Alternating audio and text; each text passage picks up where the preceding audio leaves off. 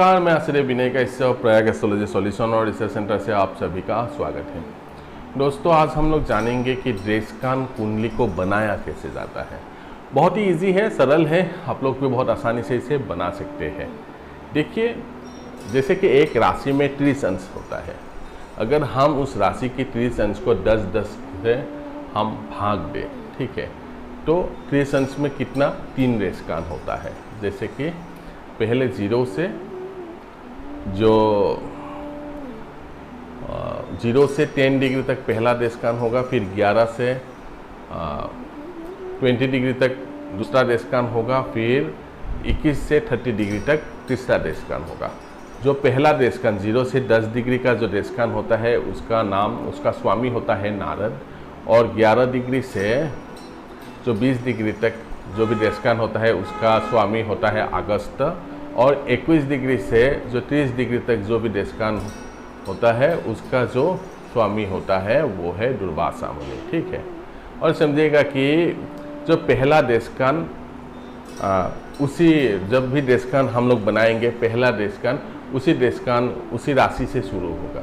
Suppose आपका मेष लग्न है तो आपका पहला देशकान अगर हुआ तो आपका पहला देशकान जो मेष से ही शुरू होगा, और दूसरा देशकान जो है आपकी जो मेष से 5वीं राशि जो भी होगा, ठीक है। जैसे कि वृष होने से 5वीं राशि कन्या आएगा, फिर अगर मिथुन होने से 5वीं राशि तुला आएगा, तो दूसरा देशकान उस हिसाब से करेंगे। और तीसरा देशकान क्या होगा कि 5वीं से 5वीं जो राशि आएगा, जो आपकी भाग्य की राशि होता है, ठीक है, वो आपका तीसरा देशकान होगा।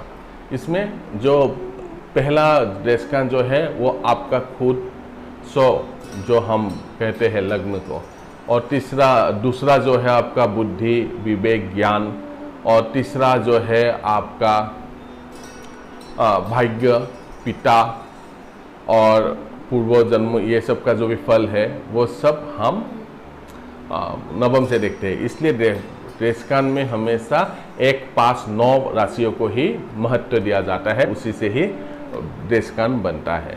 तो 0 से 10 डिग्री तक पहला देशकान होगा।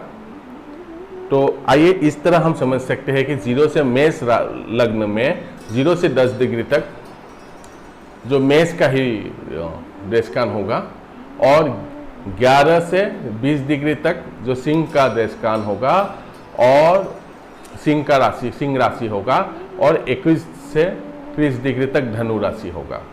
और फिर वृषभ में देखते हैं कि 0 से 10 डिग्री तक वृषभ का ही राशि होगा, और फिर 11 से 20 डिग्री तक कन्या राशि होगा, और 21 से 30 डिग्री तक जो है वो मकर राशि होगा।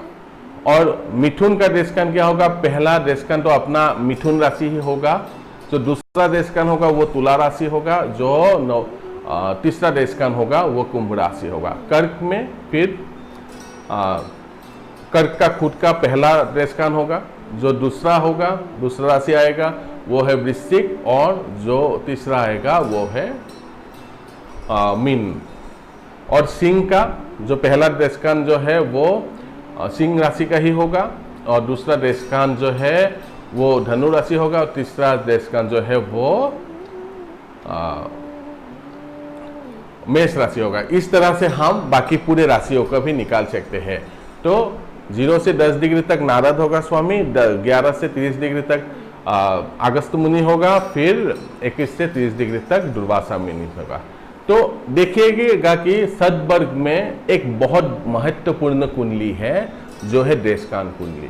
तो देशकान से हम क्या देख सकते हैं? देशकान से हम जो परिवार की पारिवारिक सुख हम जान सकते हैं, व्यक्ति का स्वभाव जान सकते हैं, व्यक्ति का चरित्र हम जान सकते हैं, और भाग्य कैसा होगा वो भी जान सकते हैं, और ये सांसारिक सुख जातक भोगेगा या नहीं भोगेगा ये सब भी हम बहुत आसानी से जान सकते हैं। ना ही सिर्फ भाई और बहन कितना होगा, भाई बहन का पराक्रम होगा, अच्छा होगा, वैसा होगा, फलाना होगा, ये ही नहीं, हम लोग जातक का हर सूक्ष्म से जो है वो देशकान कुंडली से जान सकते हैं। तो प्लीज़ इसे इग्नोर मत कीजिए। देशकान कुंडली को कभी भी अगर आप लोग कुंडली एनालिसिस करते हो, देशकान कुंडली जैसे नवांश आप लोग एनालिसिस करते हो, वैसे देशकान को भी एनालिसिस कीजिए, क्योंकि पराशर बृहद पराशर होरा शास्त्र के मत से जो लग्न को पराशर जी ने 100% दिया है, फिर 95% दिया है